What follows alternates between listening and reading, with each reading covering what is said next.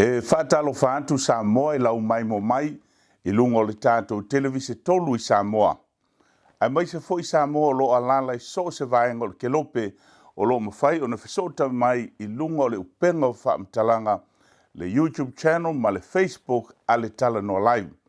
Por kalame foi le nei o le nei asa Sunday with tele ai ta lofa lava. Mo mo foi o na tātou momoli la au I fongaa a wale tapa au le langi. Whawhetai le tua I lau pule whaasoifua ia Samoa le atunu pele. Ai mai se le no pia I ma le alala ai o Samoa I so se vaenga o le lalolangi. Samoa whai mai e le leiri le vaa e ngau o folau. I lo le vaa e ngau I lalo le fau. O le anganga le nao le tātou por kalame o le anganga o le wha malo ma le whawhetai. I whaivolo o whianga iei lo tātou tunu. Po le tausi ainga, po le tautua I e kālesia, po tiuti o le malo, po o ngā luenga o lo whapeo na ngā lulue ai I atunu mamau. O le tāua le nā o le soifua o le Samoa I a whao ngā ina le lei. O le sasoina le nei o le vaenga o le tātou por kalame o lo whaasolo Samoans in Aotearoa.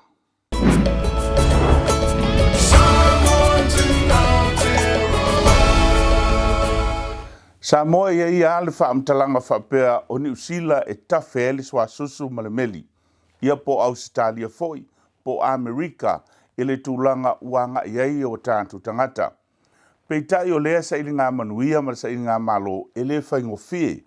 Ma o lo whaasavali la tātou mai moanga inisio ainga na a mata ile nei sa valinga ma le nei folaunga ia tunu mamau.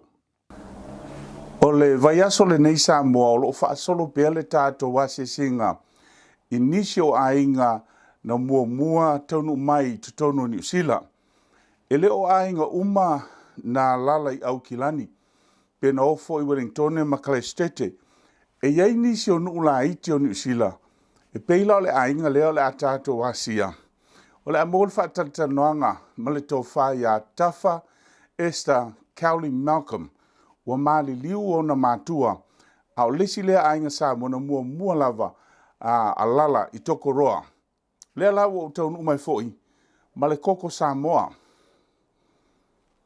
O le koko le nei a whalunga lea o le awhaiele mai puti ma tala noa I le nei tai au. Tafa o le koko lea mai I whale lantai ma sa matau. And now we find out that you were born at Patawhalalatai. Here's a cheers to Samoa. Patawhalalatai. And Patawhalalatai, a girl from Patawhalalatai. My birthplace.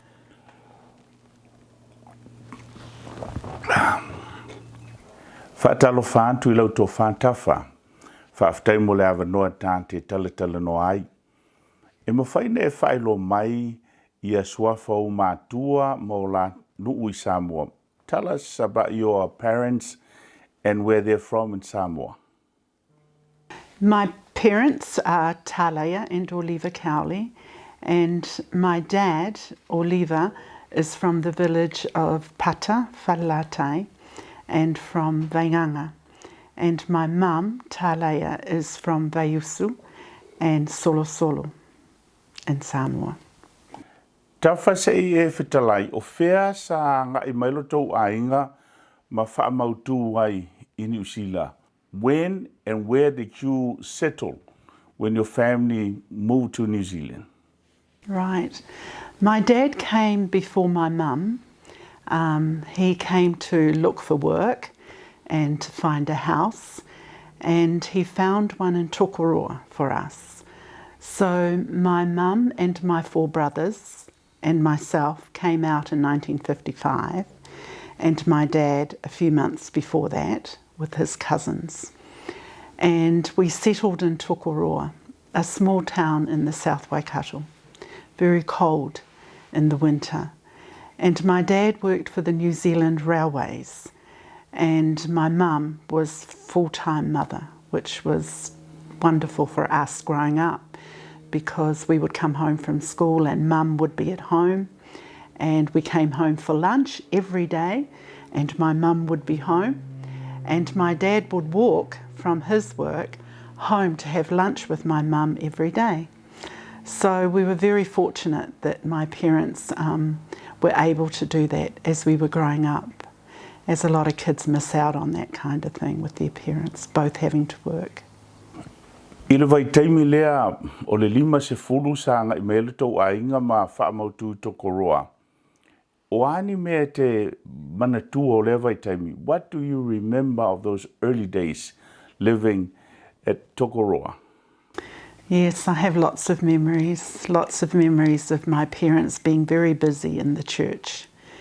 My dad was a lay preacher, and before the Pacific Islanders Congregational Church was open in Tokoroa, we had services at our house. And I remember as a child, lots of people coming to our house with the organ, and they would play the hymns and have prayers, and we would have church services in our home.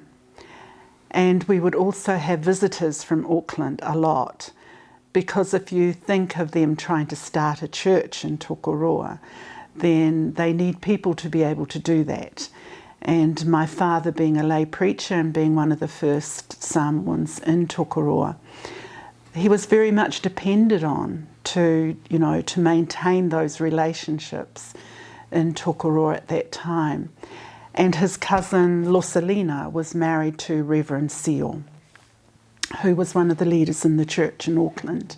And so they would come to Tokoroa and have lots of meetings in Tokoroa with my dad and other people in Tokoroa before the church opened. And I remember lots of games of sweepy with seeing my dad and these visitors from Auckland, and also lots of kopai and swalesa and kokolesa cooked by my mother to host these visitors. And I also remember lots of kilikiti days, when during the public holidays my parents would take us to the park, and there'd be lots of gatherings of Samoans at the park playing kilikiti. I remember lots of White Sunday services where my mother and father would teach us different plays from the Bible and also verses from the Bible. So we learnt at a very young age a lot of the stories of the Bible and how to say our Lord Tamati verses. I remember many nights of family prayer, which was carried on throughout our childhood. It's 7 o'clock every night, and my parents teaching us how to pray and how to sing the hymns in Samoan. So we learnt that at a very young age. There were lots of things that I remember, Telia. Were there many Samoans in the early 50s in Tokoroa? There weren't. There were families there with us, but there weren't many families. And they slowly drifted in over the time that we were there. So the late 50s, the early 60s. Many young Samoan men came to work at the Kinleaf Pulp and Paper Mill, and our place would be the place that they would come to, before they actually settled in. My father would have a whole stack of Inland Revenue papers. He would do the tax returns for a lot of the Samoan families there, and he would also help them in getting the bank to give them mortgages for their homes and things like that, because he was a teacher in Samoa and he taught maths, so that's why he did a lot of the taxation things for the Samoan families. Do you remember any of those early families, some of those families, or some of them that moved to Tokoroa? Some were single. Are there some Yes. that are still around and now are big families? Do you remember some names? I do remember some names, like there was a recent funeral in Samoa of a woman called Asolele, and her husband was Metuli. And they were a young couple that met in Tokoroa and got married. There are also the many families, and a lot of the Cook Island families as well, because those were the two Pacific groups that were there. And the Stowers family came much later, Raynor and Lois. And Lois's sister was Paddy Walker, who started Pacifica. So we grew up with the Stowers family who came out in the 60s to Tokoroa. Ta whaile whaingo fie ia I lātou nā ngai mai I le 40s and the 50s. Manonofo I New Zealand wa ele masani ele inyo tātou ainga wa iai.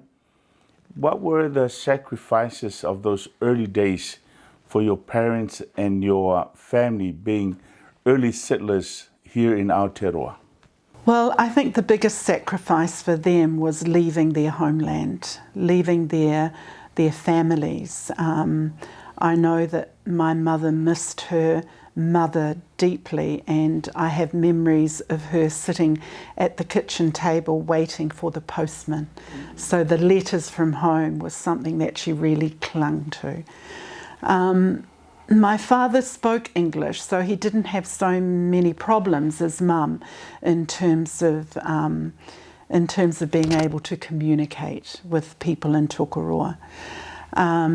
But I think those relationships were really sacrificed for my mum because she really missed her siblings. We had lots of people stay at our place. My parents, I guess, sacrificed time with us. But we were very fortunate that we had this really fantastic place to grow up in. Tokoroa was a fantastic place to grow up in, and we made lots of friends with other families. So even though Mum and Dad didn't spend that much time with us, they sacrificed that time. We also had lots of relatives who gave us lots of time as well.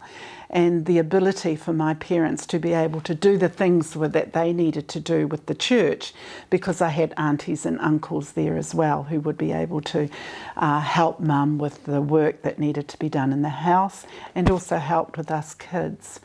You know, they sacrificed a lot of... the climate was a big change for my parents, you know, coming from a very hot place to a very cold place. I remember my mum getting rheumatism in her fingers from the cold and having to do the washing with cold water. And that was huge for her, because I know that it affected her health as well. I think the concept of a village, you know, that was something that was very big for my parents as well. Having your relatives at close hand everywhere in that village concept, that was sacrificed, you know. They no longer had that around them. Even though they built that village with the church, it was still, you know, their family village that they missed. So we'd have to trek to Auckland by a rail car and bus to see my dad's sister and to see his cousins in Auckland, etc.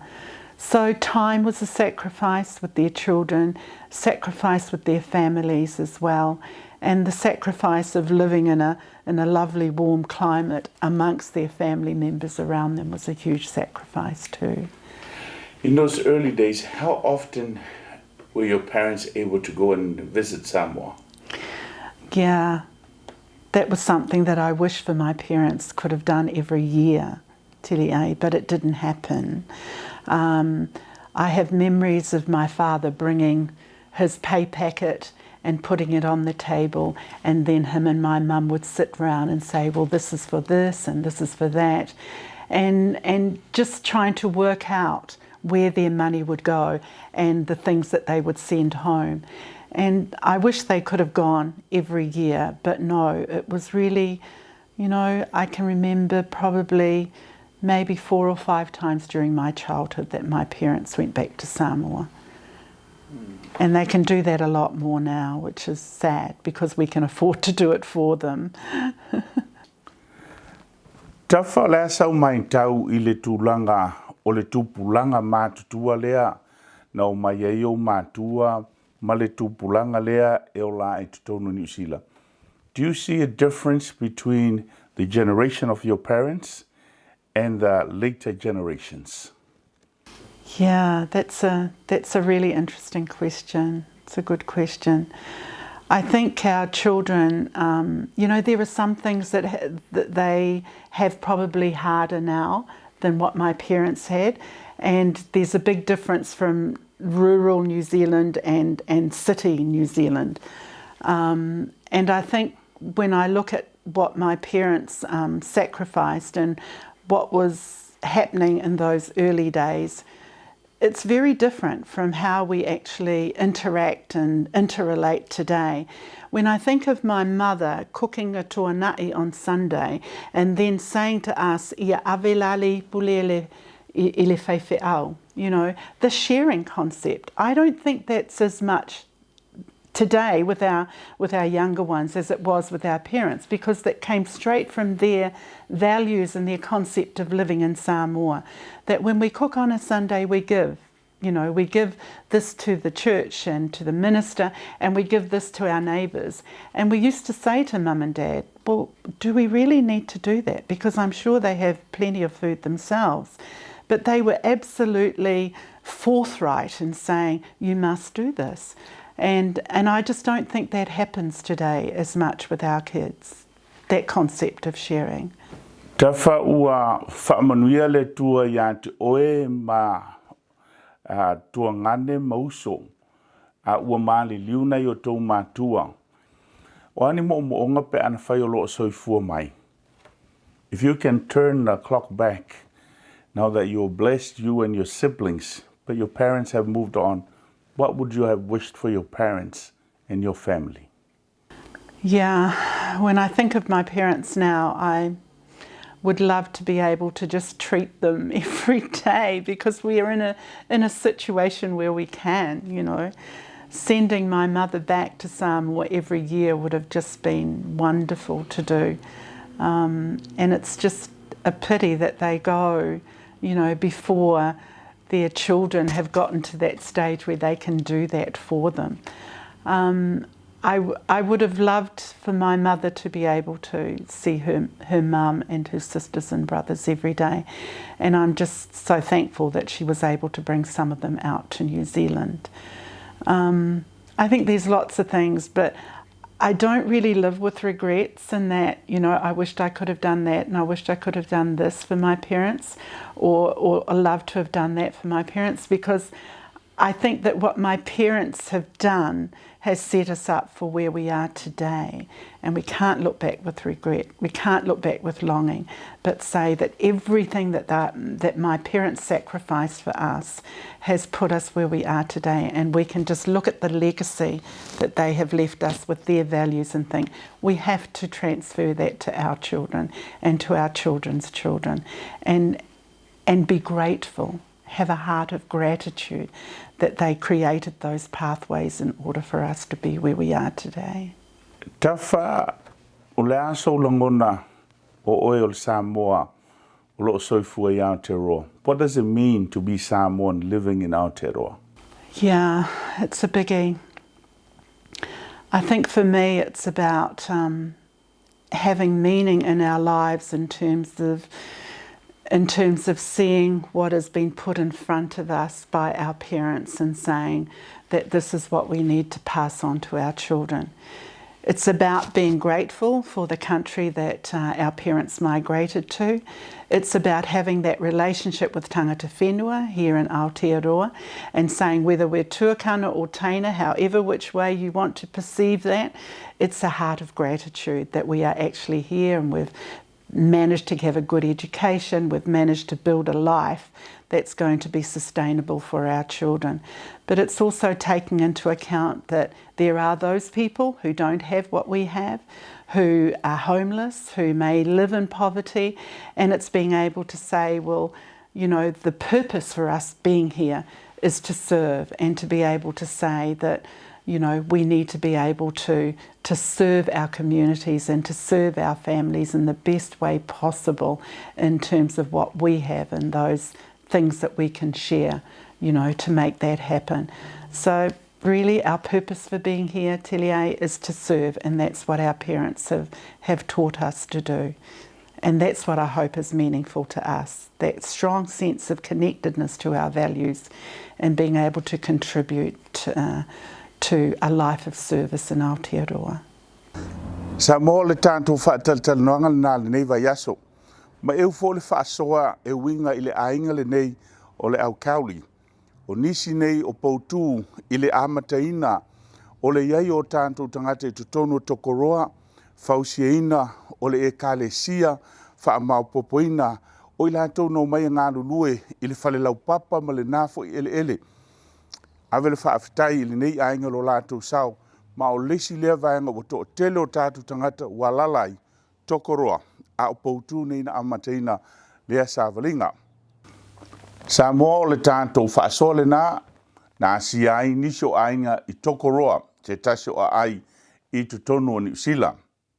O le awhaile tātou malolonga a foi mai ia o na asia leo le fionga ia tofilau este tofilau malana malofa apitoa o le nei foi vai aso.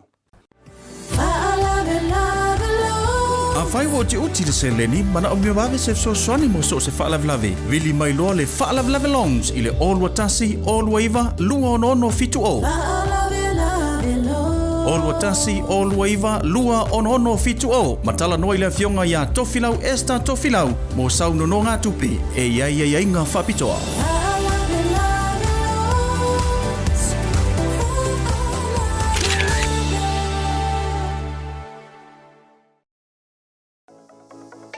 Rediscover the beauty queen within with Beauty Queen by Esther.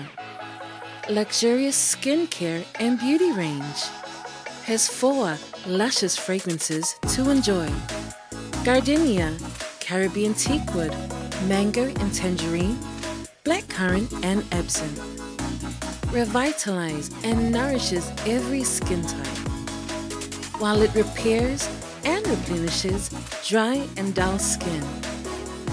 Order now for the Beauty Queen treatment you deserve. Beauty Queen by Esther.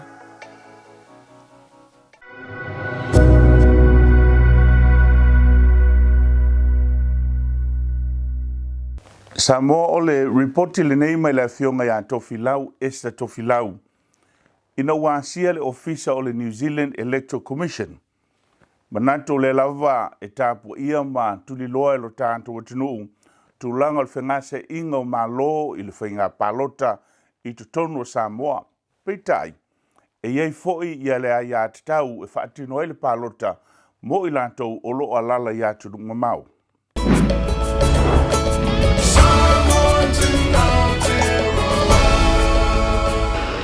Talofa Samoa malolo soifo maua. This week I'm with Lea Fionga of Vui Kelemete Vitale with his work with the New Zealand Electoral Commission. It is primarily to acknowledge the Pacific communities for their participation in the last general election and also to highlight the importance to New Zealand of a well-conducted general election. Vui, ai se a taua a New Zealand le palota?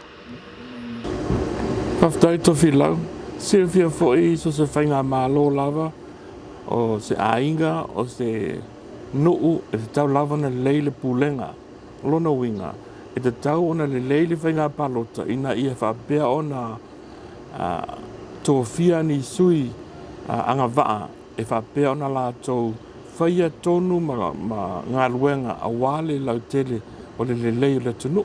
Voi, o lara tūlanga o le palota tanata Pasifika i le palota lusful. I le palota taluai tofi lau i le 25% o le tunu una whapea ona palota o tangata Pasifika e na o le 4% o la tauna o e whaile palota. Voi, o ane a fianga o le palota i le COVID? Ina o mai wha il COVID tofi lau o i sa whaale tonu ai o i foina pa ua ia le au whai o tangata na whapea na whaatino la tō palota o na whaingata o le mawhai o na whio ai tangata i le whainga teimio whainga palota. Whaingata fo i le ofisa ma le komisinei o na whaatino na la tō ngaruanga ina ia mautino ai le whaatino le lei le whainga palota. Voi, o la le fuafuanga tāua o le commission i le nei tūlanga? O le tūlanga na whapea na whaatino i ngā luenga a le ofisa. O le whaongaina leo o fisotainga whanei ona pō i le teknolosi na whapea o na whaongainga i le fisotainga pe o tūlanga i Zoom Ia ka bia foi telefoni ia ma fa nga atili ia le TV ma le tio e so ta ia tangata. Ia vei fe au ta ua a wale fa tino ina o le palota. O lea se SWT Pasifika lene tūlanga. Ia e sila fia foi ia to filau i le nei vai tau le soifuanga. Sila i ta longa o le 20% o tama ma tene ta alo o au New Zealand o tangata Pasifika. A tato sila foi le malula tunu i ngā ruenga o mata ngā ruenga o tele tato tangata Pasifika o wapeo na iai o lona winga o le tau o whenga palota ia se tato sao i whenga i sa i linga o le fina ngalo i sa i linga o tūlanga a wale whatino ina o ngā ruenga le tunu lona winga e te tau na ian tato sui o le Pasifika i te tono o le palimene i mea lo o whapeo na soalau pulea ia ngā ruenga mo le tunu. Pui, o ale whai au tā ua mai le New Zealand Electoral Commission mo Tanata Pasifika? O whai au tā ua lava to whilau leo lo nau i ele komisi. Na ia whapea ona wha tā ua o tātou tangata ia le whainga palota. I wha tā ua o tātou tangata o na le stala o lātou swafa i whainga i le lola palota ma ia tā ua fo na o e whaatino le lātou palota. Awa o i e mauai lo tātou awanoa. I tātou te palota i nai se sui o tātou poi lava, po se atunuu, po se pālangi, a o se tangata e ieilo na whatu, e whapea o na ave se leo ma se manao o na tātou tangata Pasifika i tonu o whainga malo. O le mātou au nangi atu le pa ia man mamalu le tunuu. Whatau o le tātou awanoa, whatau o le tātou ai atu tau, e whatino e lau palota i tonu New Zealand. Au foi te manatu whapea, e le tāua lau palota e tasi. Le ai, e tāua palota umalawa. A sila sfata i tainga, i le tātou palota i Samoa. E tasi lava le sui, na maua le sui nga atoa lava o le palota, o le winga le whamatalanga. A tātou anga i mai whatino le tātou ai ata tau le palota. E whapea fo i ona uma le whaitauina o palota. Maua le tonu, maua le sao, maua le se tātou malo e tūlai mai. A wāngā luanga whai le tātou atunu. Pio na whapeo na whion papa awa i New Zealand nei. Ia se manatu vai lea i le pa ia ma malu le atunu whafonga mai. Whataua lau palota. A iei se tūlanga te le manino ai, i whatino ina lau palota, pala au mai le ofisa nei a le whainga palota. E so sonia tuai, ai whaftai mo la vanoa. And now to share a few words from Lea Fionga Whipolia Isemi about the general election. Wa baka ngofie le ngai kai au Samoa. E leo se asa fo nga wha veka o raso ngā fuai mangua.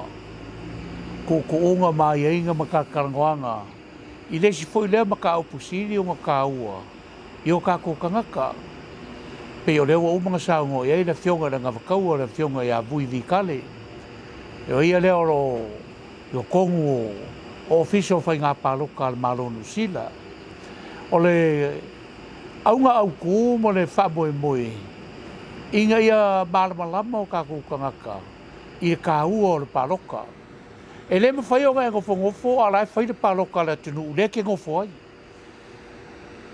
O kongu o ai inga ar malongu sila. O ngaka ma wanga wa ai paloka. E ka kau ngā paloka. Ai lem whainga ngofo malau paloka. A o lai e whaire paloka. Ai umoi fō ua lea o ngā lau paloka. I lou lea alu ke paloka. E kaua ke le la le vaenga le se mea fo i le e kau makea longo kaua. Ke vai fo i kaurumanga o le parimenge. O le kau whaora kasi. E malo ai kasi, e malo i le lua, ai anga e paloka. E se mangu e le malo i kasi, e malo i kele. E ke le lale a wangoa, e kalakalangoa i kako kangaka. Wa pe e ila ngā kula mani mangaku whasa mua, fo ila kako la whainga lai paloka isi kangaka. A paloka apo ke le paloka, e ka kaula sa mua leo ko whafonga mai. O leo waka waku ripa ia mawalunga o kako kungu. O le alanga e inga whakaua, inga whare paloka. Whakauinga le whainga o pāloka, whakaua inga o onga ma training malava o le paloka. Inga ia maua makangaka. E o e whaia lako paloka. A manga whaila o paloka. O le mesi di sini kaua. Wa iei sau sao. I kaua manga o puwhai o ngia kungu. Lea ke ngofo ai. E ke ingu ai mai ai mai moe ai. Ai le ma whailanga whai mea pa kingo e le kungu. Ai ke ngofo le lei.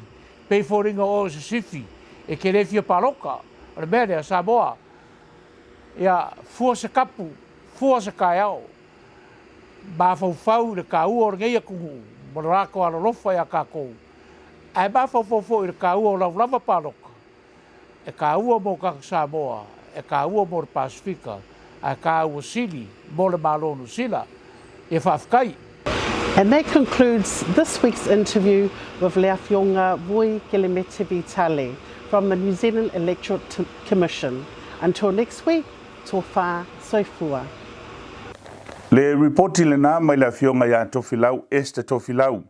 E pe ona whaatalo no ai se taisi o sui o lo ngalue i le New Zealand Electoral Commission Lea Fionga ia Voi Kelemete Vitale. Au le foi sa mo ai mal finangalo Lea Fionga i le teitei fono o le tupa Samoa o le Pacific Leadership Forum. Lea Fionga i le alo li ia whepule i semi au se taisi foi o tamā o le parlemene sa tautua i Samoa. O le tāua Samoa e le nganta o le whaongaino a tātou palote i tutonu o Samoa ai mo e o lo alala i whafo e te tau foi o na whaia tātou palota i le atu nuu o tātou no whai. O le whaile malolonga foi mai o na asia lo leo Lea Fionga ia tuala tangaloa tusani le tātou reporti o le Pasifika Market o le nei foi vai aso. A whai wo te uti le se leni, mana o miwawe se so swani mo so se whaalavlave. Vili mai loa le whaalavlave longs i le all watasi, all waiva, lua ono fitu o. All watasi, all waiva, lua ono fitu o. Matala noa i Lea Fionga ia tofilau esta tofilau. Mo sau no ngā tupi, e iai ngā whapitoa.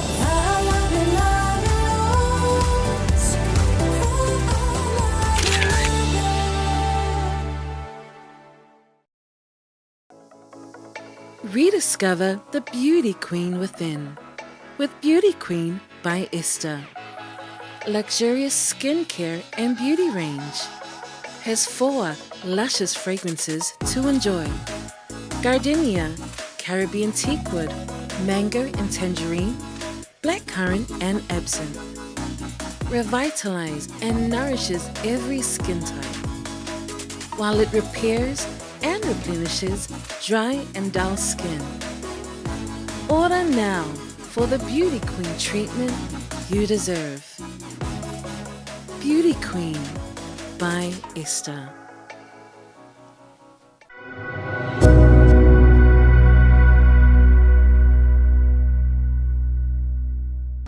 Samoa le tātou reporti fo i le nei mai Lea Fionga ia tuala tangaloa tusani mai le Pasifika Market i le nei vai aso. O se ati nae o loa ngai pe i luma le tūlanga le lei ma le fesoasoani o tātou tangata i tupe maua le ngata mo i lantou o loa lala i New Zealand a o le fo o te tala i le avanoa mo a tātou o loa e au mai Samoa. Le reporti le nei.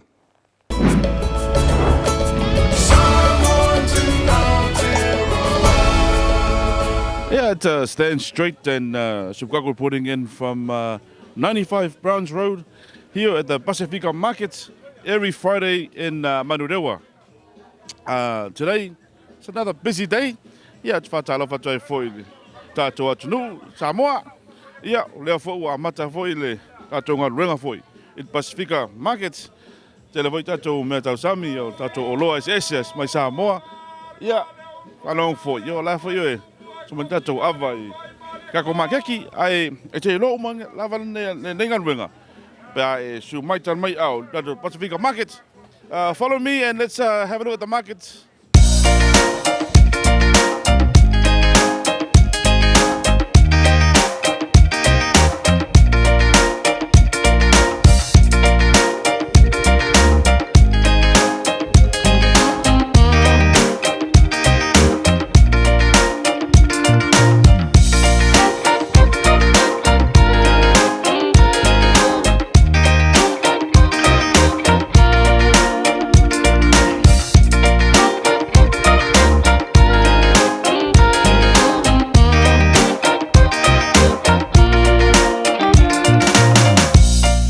Welcome to the Pacifica Market. Talabaso. Never ngay mai ka kumakeki. O la au le o la ufa ka uloa. Mau le o lang yang yo pakeka o le besmongi o le. Kele o lo ese ya mal apu.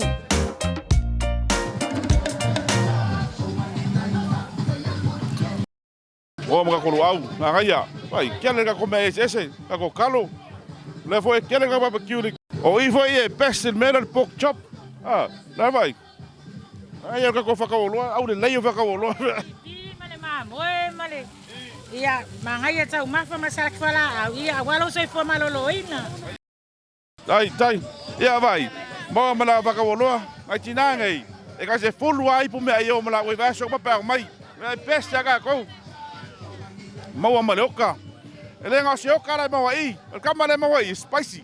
La pena ka mafa mo mo spicy oka. Just a little bit about your spicy yoka for Molly. Lala ia ka whakai ngā? Trevally. Trevally, Mo Trevally. Whakoka ngani kai au mai ei. More of our supporters here from Wellington. Boy, just a little. What brings you here today? Oh, we thought we would just come and check out your local market. Yeah. See what you're doing in your community. This is fantastic. And what do you think so far of the market? Wonderful, thank you. Tuala. All right, so Dai, on this side, me mai ka ko me ai. Fresh ka ko me ai. Uso. E vai nga sin kalbo pu mai ka ko mangeki. Malo ya. Sumai 95 Browns Road. Have a supper, everything you must go. Everything's okay for now. Moto le group. E ko full area man lago group. Everything must go. O isi kai mi fo ya, van ku si pepa. Makau kia. Ula vai la I lau plu. Ya, malo lama le. Fasil sila fo ial makiking ial maftanga sa moi. Manglawa. Ya vai si sifa.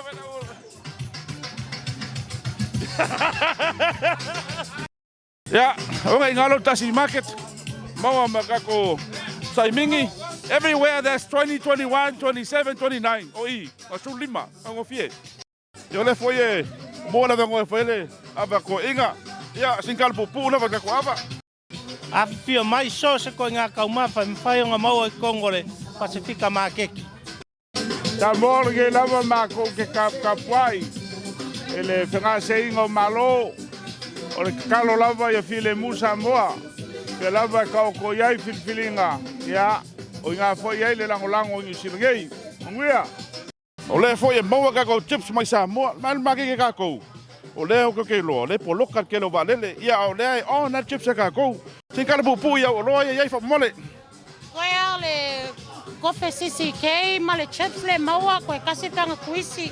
Wa umar koko maka. Ia male masi male ke sainga le maua le maua ka ko inga pipi ngal pipi sa pasoi markalo. Ia farif kalo au pipi ia. Tonga me maua kai mingai malfaya elengi. ese voit ka ko ma moe ia le mut pipi fo ia le pa o le pa wala le stol o la o si o le ka ko stol e mai ka dia e ila la ko tuna pasta o ka ko filo ia mix yeah there's a half Samoan half Italian ara se kia o le foi ko ke le foi ia ta to au look yo le foi ia mo la va no fundraiser foi so songi la ko ringa ia o le foi lai o ila e le kele se mit anga le kele sa laki Malo faftai ya. O le papakiu lengi. Paua le papakiu kongi ngai se ia le vai o le boa ya. Maua le pipi, so sisi. Ya, maisi flavor se lo yai. Le ka salaki. Ya faftai. Yeah, Talo Fatai, could you tell me a little bit about the Stroke Foundation here at the market today? Yep, Talofa, Susangi. We are here, we've got the blood pressure check van, and we are the Stroke Foundation, and what we're doing is we're offering free blood pressure checks and heart rates checks for community. Based on, so it's a free assessment, is that what you're doing? So it's not really an assessment. The machines are actually in the van, so people will come in, they will put their hand into the machine and it will read their blood pressure. So it's not a check as such, it's just giving you, it's a reading. And what we're really doing here is raising awareness of stroke and high blood pressure being the major cause of a stroke. So, yeah. O le ala lea ngā o le nei ngā luenga mō kato tangata. Ia, whawhatai, o le tōtele o tatu tangata, o lo whio ai lava. Pea iei se sina sawa nei tai au. E inu lana whala au o le totomawalunga, ai pe wa ato masina le inua. Ia, i wafua atu loa la, i o matua i alua i lunga, ia o na whatatal noa la ia. Ia le ala wa alua malama e tatau lava, na inu lana whala au. Pe la o le au ala lea. Ona o le totomawalunga, o le awala au tu le mau el tangata stroke. A whapea la o tangata la ele o malama po le ame ala iona inu whala au le amai fō mai. Ia, e wawe iona mau le stroke pe a le inuina. Pe la le awala la le o le tau whaailoa e tato atunuu. Ia, e telefo i awala e mawhai ona tau fia mai le mau e le stroke. Ia, o le au ngā fwoi le ngei test. Nā ngā o fwoi le si ai mea lolo le whelua i ngei. Okay, a lot of us are making eye fruit. I okay, being kaunga fua. Margot, maybe you can tell me a little bit while we do the test. Sure. We're going to get you to just slip the sleeve on your arm just as a COVID safety precaution and pull it all the way up your arm. Then you're going to slip your arm through the machine there, all the way through with your palm turned up and slide it forward till you feel a little hole in the bottom under your elbow. Just go a little bit further till you feel a dip at the bottom. That's it. You feel that there? Then you keep nice and relaxed, and I'm going to hit the start button, and you're just going to sit nice and quietly for 30 seconds while the machine does its blood pressure. And then when you've had your blood pressure finished, we'll get a little printout, and you'll be able to take that and show that to your GP. Because it's all about the importance of getting everybody to have a regular blood pressure check at least once a year, because it's a really important part of your own wellness, and your blood pressure numbers are really important. High blood pressure is the main risk for stroke and heart attack. So by checking it once a year, if your numbers are creeping up, then you're going to be aware of it sooner rather than later, and you can do something about it. So we're all finished here and your numbers have come out. We can have a little chat about these numbers. Yeah, you can tell us. I don't mind sharing it. Okay. O whiala tai whainga mo ko ofisa po le ko singu mela fo e mo i oko. Ia, o le taimi nei, o le van lea o loi nei e maua i nei au kilani. Ia e free e hawa noa i so se mea. Ai o le awala vave ai whasota ai. O le halulunga o le Stroke Foundation of New Zealand website www.org or .stroke.org.nz. Ia pe whasota i mai fo, ia. Wala o ka ko ainga wo mai masani. Ia las palele braso le o mai langu ka ko. Fa kau ka ko loe wai langu le Samoa. Well, let's Pacifica. Yeah, from Chicago, stand straight.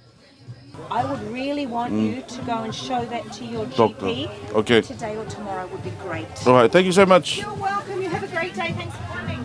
Samoa o le tanto reporti le nā mai la fionga ia tuala tangaloa tusani. Pe o na iele Pacifica Market i le neifo i vaiaso. Ai whaafeteia le tātou koko leo o sau nei mai Samoa, mai sa taua, whaalunga, masala ilua. Mātango fia le tāpenanga, manongi le tofo i tutono ni sila le nei. O la whaise tātou malolonga, a foi mai, whaamnia ina tātou i le nei a sosa, i pe senga le tautua pese a le tamaita i a eni, politiu a toa tonu malii. Ai maisi se fe au whaapitoa foi, ma li sunga le whaafengainga i a Kevin Uruiva. A whai o te uti le se leni, mana o miwave se so swani mo so se whaalavlave. Vili mai loa le whaalavlave longs i le olua tasi, olua iwa, lua ono fitu o. Olua tasi, olua iwa, lua ono fitu o. Matala noa i le fionga ia tofilau esta tofilau, mo sau nono ngā tupe, e ia ngā whapitoa.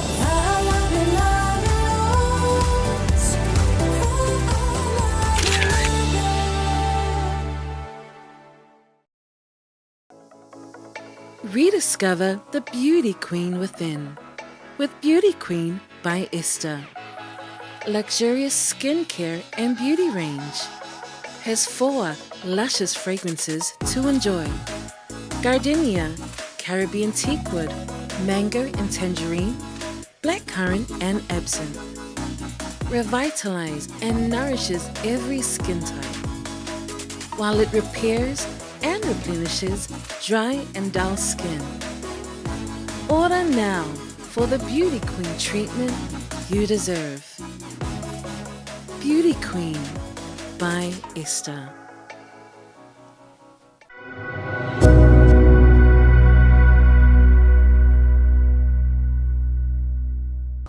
Sa mo le tanto fa malosi o le nei vai aso. Pespesenga le tauto pese, a le tamaitai a eni, politiu a toa tonu malii, ma se fe au fa apito foi mai le fa afengainga Pastor Kevin Uruiva.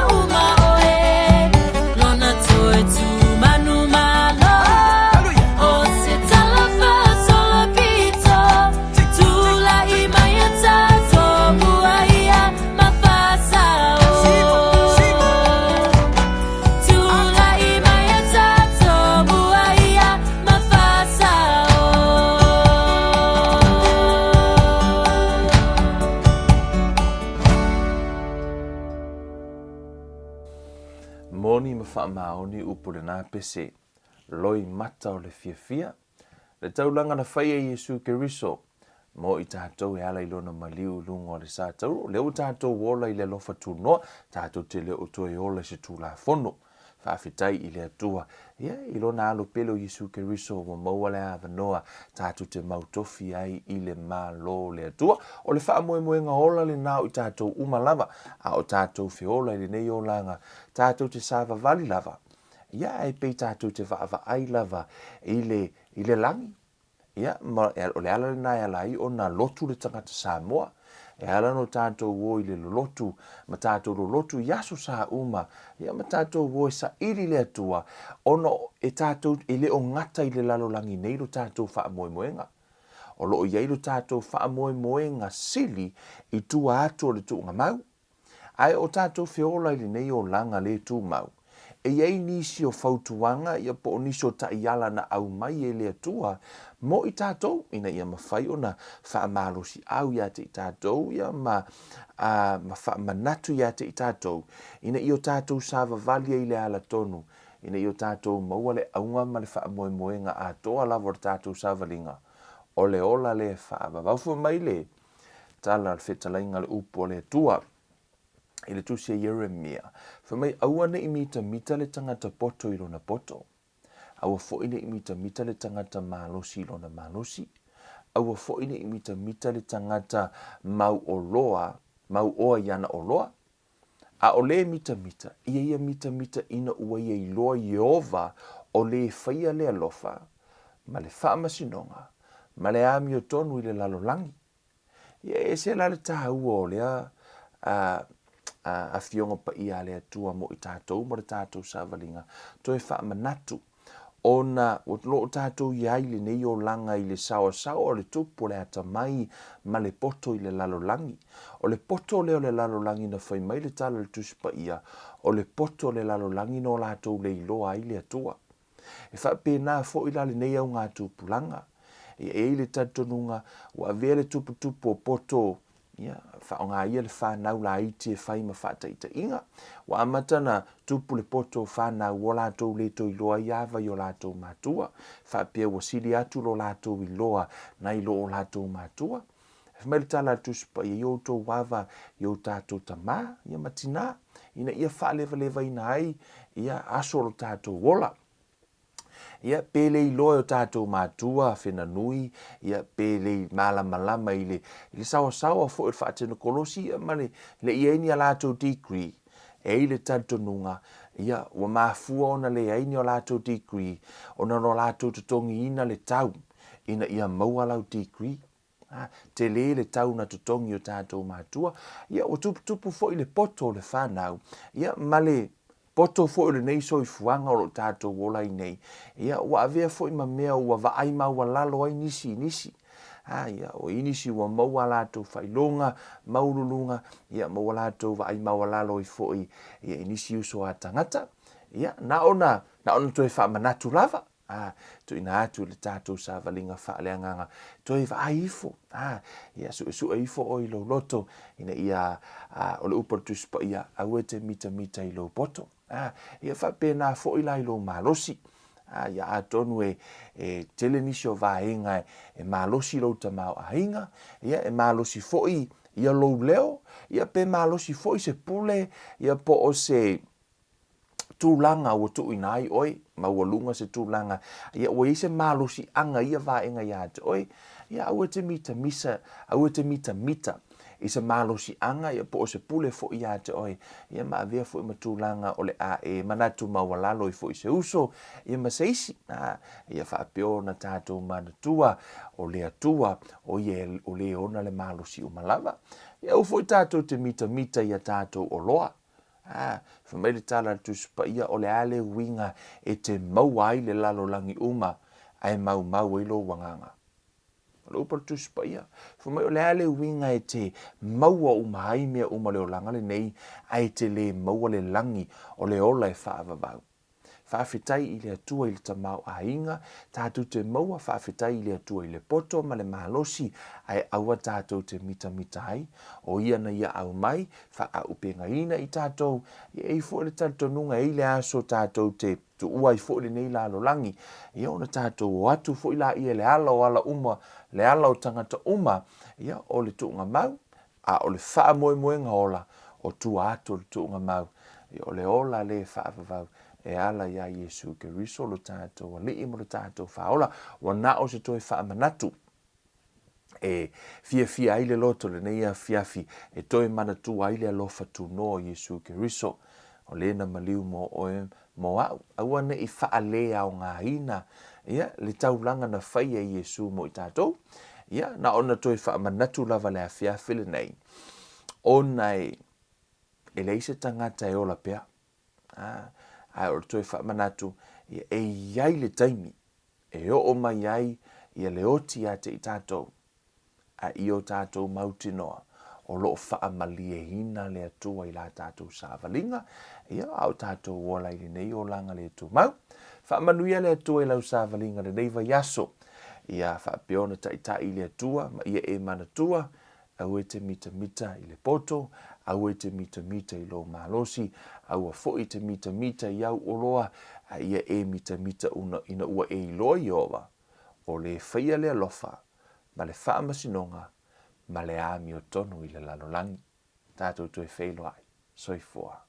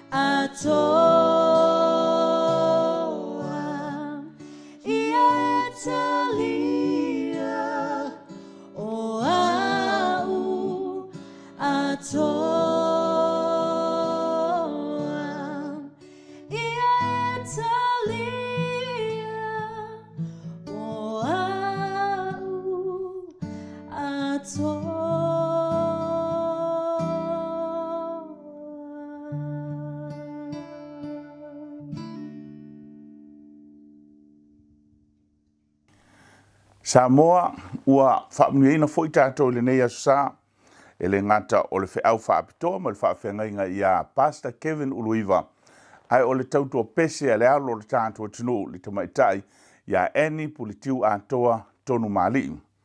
O le tātou por kalame le na Sunday with Tele ai le nei vai yaso. Mana tua le teimi lava le nei ma le no fuanga fo le nei. Te talo pea mo le tātou malo le whangase ingo malo lo iai sau se lau lau a e lo tātou wha moi a ia moa pēle file mua sa moa a mai se le tāpo ingo lo tātou tunu i so se vaenga o le laulangi mai a tele ai to wha soifua.